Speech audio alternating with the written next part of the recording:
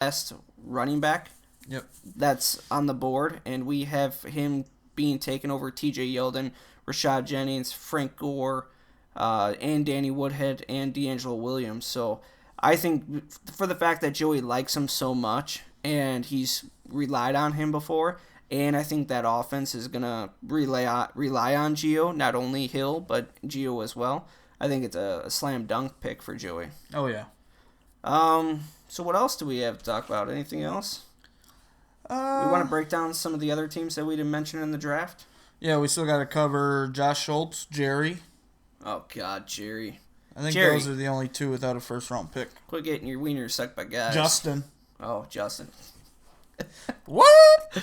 That just happened? Maneuvers. Come on, bro. All right, so let's talk about real quick Justin's team. So we talked about my team. We talked about Danny's. Let's talk about the third person in our division. We have running back Devontae Freeman. We have Murray. We have Mike Evans. We have Jarvis Landry and Emmanuel Sanders. Justin, I love what you did the last couple months. Your keepers were freaking terrible. Then all of a sudden you get DeMarco, you get Landry, you get Sanders. Now you're starting 5 right there. It's pretty good. It's a lot better than what you were working with before. You had to trade a couple high-name, big-price guys, but your team's definitely more well-rounded because of it. Yeah, sorry, I should have said DeMarco Murray to begin with, but I didn't. I don't know. I just Failed. Yeah, Probably because my it's fault. like 2:30 a.m. and we both worked a full day. And Yeah, so we were doing this for you guys because we like doing these podcasts and it's fun, and we like doing it at 1 a.m. because we really don't have anything else to do. So we have dogs. That's about it. yeah, we ain't got kids. Thank God. So my thing is with Justin, he doesn't have a first round pick, but his first pick is going to be in the 7th round, pick 6, and at that spot, I mean, what do you think he's going to go with around there? I can see him going tight end. He likes his tight ends. I know he's pissed off at Joey because Joey promised he wouldn't keep Greg Olsen, but someone else is keeping him. And Justin always has Greg Olsen. I kind of feel bad. Tim, trade fucking Justin Greg Olsen. You know what's funny is I could see Justin go so many different ways to just try to say, hey, I'm going to make a pick. I don't care what anybody says. And I think he's going to get stupid and make a very, very dumb pick. I could see him. I mean, he's got DeMarco. I could easily see him taking Derrick Henry. I'd love that pick. I could see him doing that. Just because it would blow my mind. But if DeMarco really started sucking and Derrick Henry started doing well, or he was the touchdown vulture, then you could play both. You could play one. You could play the other. I mean, who knows at that time? Oh, yeah. I think if Justin gets Henry, I think that'd be a slam dunk pick in the 7th round for him. That'd be great. Be a smart dynasty move for him. Now looking at the other 2 teams that we haven't talked about, I don't want to talk about either one because I hate both of them as people. But we'll talk about Josh Schultz, I guess. We have him keeping AP. We have him keeping Jeremy Hill, Matt Jones, Julian Edelman, and the Gronk. He told me today he's keeping Big Ben. He told me that the other day too, and there is no way in hell. Josh Schultz, you're full shit. Yeah, there's no way in hell he's keeping Big Ben. Plus, he's trying to gouge me. He's trying to get A-Rob from me for Matt Jones. Ooh. He's drinking that purple drink that Rolando McClain's drinking. He's trying to. That's a terrible offer. God, he's trying to club me in the head without me looking. Smart though. You definitely need a running back. Well, I don't. Hey, Ryan Matthews is for trade. Chris Ivory. Yeah, Frank Gore. We'll see about that. Come on, bro. So, yeah, I mean, I think that's the smart thing to do for him. You keep 3 running backs. You got a wide receiver. Wide receiver is very, very deep.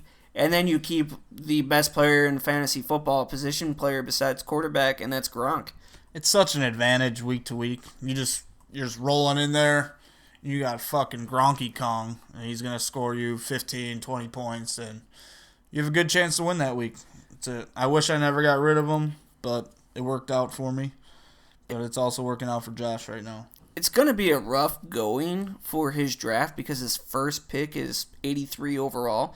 7th round, 11th pick. Ugh. That's a long time before you're making a pick, and you're going to have to go 23 picks. Yeah, you're going to have to go wide receiver at that spot. And I mean, you could maybe land. He might be stuck with like Stephon Diggs, Yeah, maybe a Diggs, a Vjax, a Snead. Tavon Austin. I mean, you're looking down the list here. I mean, who knows? Who knows what's going to be available around there? I mean, you could even be stuck with a Philip Dorsett as maybe the best left wide receiver that you can take. Funches. Yeah, good luck because you have to go wide receiver, and if you're relying on Stefan Diggs as your number 2 because you only are keeping one wide receiver, that's going to be a rough going. Oh yeah. And I like Stefan Diggs. I'm a huge Stefan Diggs fan when he was my 3 or on my bench, not as a starter. My bold prediction: he takes Tom Brady. His team sucks the first 4 weeks, but then Brady's so pissed off, he's throwing it to Gronk and Edelman all day, and those 3 get him like 70 points a week. That's a bold statement there. You know, the first 4 weeks are going to be tough without Brady anyways for Edelman and Gronk, so. All right, to our last person who's making friends with men, Jerry. Jerry, the headlock master. Get your fucking tattoo. Yeah, if you come to the draft without the tattoo, I'm going to be so mad. I know we've talked about kicking you out for it. Obviously, we cannot do that. It's not fair and blah, blah, blah. It's between you and Spencer. So if you guys agree upon some other punishment, then I'm all for it. But honestly, me and Danny are going to get our tattoos. We're not going to back out of it. And I would like to see you get yours. And that's all I have to say on that matter. But let's look at his team, who we have him keeping. We have him keeping a Lamar Miller, Duke Johnson, DeAndre Hopkins, Sammy Watkins, and Kelvin Benjamin. Definitely Jerry's best set of keepers he's ever had. Like, I really wish he wouldn't be keeping Duke Johnson. I think it's someone he could get in the 7th or 8th round. There's better running backs available for trade. I got freaking 4 of them on my roster. But Jerry kind of does this sometimes. He just does the Jerry move, and that's going to be keeping Duke Johnson. The one good thing with Jerry, though, his first pick, I believe, was the 3rd pick in the 7th round, Yeah. so it's not a terrible pick. No. So you can still get a running back around that time, but it's not going to be a running back that you're going to be starting back-to-back. I mean, I guess you could be starting Rashad Jennings. They're talking about how Rashad Jennings is going to be the number 1 running back for the team. They are not going to split carries this year. So for him, that is a good thing. Yeah. So you could take a Rashad Jennings. You could take a Frank Gore. There's really no backup besides Freeman on that team. So maybe you could rely on one of those guys. But at that spot, those are pretty much what you have left. And if you're going to rely on Duke Johnson, who's not even the starter on his team right now, that's going to be tough. I love my Browns, but I wouldn't want to be rolling with Duke Johnson as my number 2.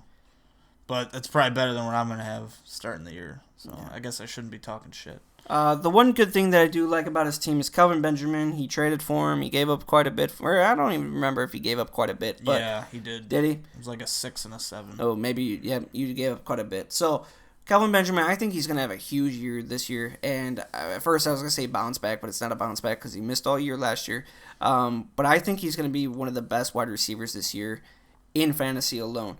I think you have Devin Funches on that team, and Funches is a very good wide receiver. But I think Kelvin Benjamin is just on a completely different level. He is a freak upon freaks, and he is just going to tear it up. I think he's going to come back 100% healthy, and he's just going to be a monster.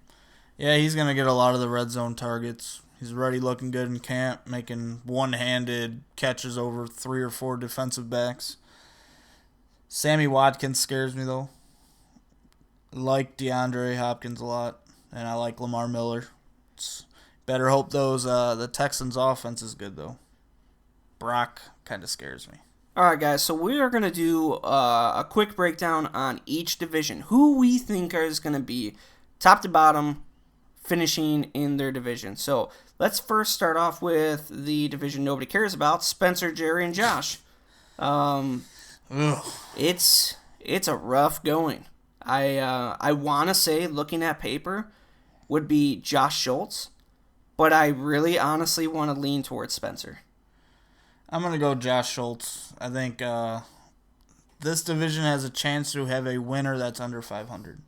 I'm in total agreement with that. So I could see a 6-7 Josh Schultz team winning this division. I think Spencer's gonna win, and I don't know why, but I really think that Spencer's gonna try to like mail it in early, and his team is gonna surprise him, and then some of his players are gonna start blowing up, and then he's gonna be like, oh my god, what do I do? I got a chance. So I think that's what's gonna happen. I think Jury ends up the year last place in this division. He had a good chance last year. He came from behind, came out of nowhere. Faltered at the end, but I think it goes Spencer, Josh Schultz, and then Jerry. It's fantasy karma. You can't do a huge ass tattoo bet and then renege on it like that. The fantasy gods will strike you down, Jerry.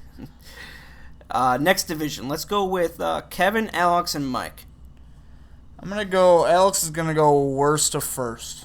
I think his depth is gonna be the best in the league, probably the best this league's ever seen. He's going to be able to package some guys and make a couple moves in the season. He's really good at trading with people. He'll probably get DeAndre Hopkins from Jerry for fucking Kevin White and some shitbag, but I'm in agreement with you. I think Alex finishes the season number 1, and I actually think Kevin is going to be number 2, and I think Mike is going to be number 3. Again, guys, we are making these predictions just off of our projected keepers. We don't even know who everybody's keeping yet, so it's going to be kind of fun just to listen to this, see what we project before even the keepers are released, and then after the keepers are selected, and then even after the draft. I think we would want to do this after the keepers are selected because I think teams are going to change from now up until the time keepers are locked in. Again, we know this doesn't mean much because these are projected keepers, but just kind of wanted to make sure that we laid that out. So I think Alex, Kevin, and then Mike. I have the same thing. All right, let's go to your division. Let's start yours first. We got Tom, we got Joey, and we got Tim. It's tough. I think all three teams have really good keepers this year, but I'm gonna fucking win this division this year. It's that fucking simple. Le'Veon Bell not gonna get suspended. Because the NFL fucked up. I know it's probably not going to happen, but... So it's going to be me, and Joey, and Tim's going to shoot himself in the foot again and end up with 5 wins. My biggest thing is, I think within the first 6 weeks, Doug Martin is going to have such a rough stretch. Because we've talked about this before. He's going to have a bad couple first games. And I think Tim's going to be so down, and he's going to get rid of Doug Martin. And hopefully it's to me. Matt Forte, I think he's going to get hurt. Or Balil Powell is going to steal a lot of, not carries, but a lot of touches out of the backfield through the air. And then Kyrie Robinson, he might vulture. Kirby? Kyrie might vulture a couple rushing touchdowns because he is that bigger back. Now, the thing is, with Tom's team, Le'Veon Bell is going to be suspended. You're going to be riding Zeke.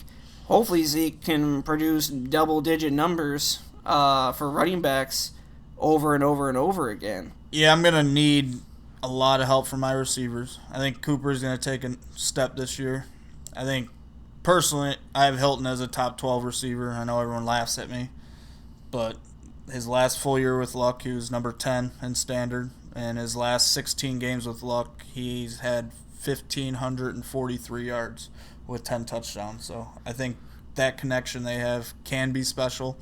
But if Luck and T.Y. don't have a awesome year, I'm going to be struggling. Yeah, your biggest need is going to be definitely that third running back that can survive for 4 weeks. Yep. Hopefully just get by. And then let's look at Joey's team real quick because... It's awesome. Top to bottom, his team is stacked. AJ, Julio, Charles, David Johnson, Demarius. I honestly, I'm going to go with Joey winning the division. I think his team, top to bottom, is just stacked. He could take a quarterback in the first round, the last pick, or he could go tight end, or he can go wide receiver or running back. He could really go anything that he wants, but normally he goes running back. And when he picks, he doesn't pick like stupid. He doesn't go rookie all the time. David Johnson fell into his lap, and then maybe that starts his rookie trend. Maybe he starts thinking, well, maybe rookies could be something else. But I don't think so. I think he's going to draft smart. He's going to draft a lot of veterans that are going to contribute, such as Gio and a couple others. And I just think that his depth on his team is just going to be too much. Yeah. So looking top to bottom on the keepers, I think I'm going to go Joey, Tom, and then Tim's going to shoot himself in the foot. All right, our division, or my division. Myself, Justin, and Danny. The lover himself. On paper right now, it's pretty even. I think we got your keepers wrong right now. Yeah. They're definitely not going to look like that. They won't. After analyzing it for a little bit. Yeah, after talking about it a little bit, I don't know if Ryan Matthews is my guy, so I'm going to have to see what I can do. But I think your studs are better than anyone else's. I don't think Danny or Justin really have, like, studs on their team. You got Gurley, Robinson, Keenan Allen is a stud when he's healthy. And if Gordon could come back and be anything like he was 3 or 4 years ago, your team's going to be good. Yeah, the way that I'm looking at my team is I have 3 stud wide receivers starting off the year. Any one of those 3 could be a number 1 on somebody's team. I don't care what anybody says about Macklin. Macklin's good. Josh Schultz, you listen to me? Macklin's actually pretty goddamn decent. So don't undersell him to me. Maybe he's a 2, whatever. He's a 2. He's a good 2, though. Yeah, he's a decent 2. He's not bad. But the thing is, any 4 of those guys could legit blow up for 15 points a game. You could say that with anybody's wide receivers. I agree. But those are 4 wide receivers that not a lot of teams are going to have. So that's the way I look at it. Plus, I have Todd Gurley. But the thing that does suck is I have no running back. But again, I think after we talk about this over and over again, I think that's going to change by the time we actually do pick our keepers. I really do like Justin's keepers, and I actually really like Danny's keepers. The thing that pisses me off about Danny's keepers is that when we talked about Jerry, I had Kelvin Benjamin as one of the best fantasy wide receivers this year. And I think that also translates to Stewart's numbers. I think Stewart's numbers are going to go high as well because I think they're going to get around the red zone, and I think he's going to start punching in touchdowns. Your ranking of Stewart is absolutely nuts. I'm just saying. Pretty sure you were half drunk when you did those because I think you had him at 10. I did. But Danny, he always finds a way to like make the playoffs, I feel. His team just like limps in, but he makes the playoffs and then gets eliminated in the wild card round. But I'm gonna have you, Danny, Justin. Sorry, Justin. Yeah, if I had to make a guess on paper right now, looking at it, because I have no second running back and my starter might be Ryan Matthews, which is, I mean, it's not bad, it's not great. I would go Danny, myself, and then Justin. Normally, you would want to pick yourself because, you know, that's the right thing to do. But that's what I did. But the thing is, Danny's running backs right now, Mark Ingram, Stewart, and even if Foster is not completely healthy and say he doesn't start the year off as a starter and Jay Ajayi does end up starting or he gets hurt or whatever, he's still got 2 solid running backs, and I think Stewart's going to have a great year. And then you have Randy Cobb. And then Brandon Marshall. Those are 2 stud wide receivers as well, and I think they're just going to have great years, especially with Jordy Nelson coming back, and then you have Fitzmagic. So, yeah, I don't think Marshall's going to put up the numbers he did last year. Probably not the same, but I think pretty decent. Do you have him in your top 12 wide receivers?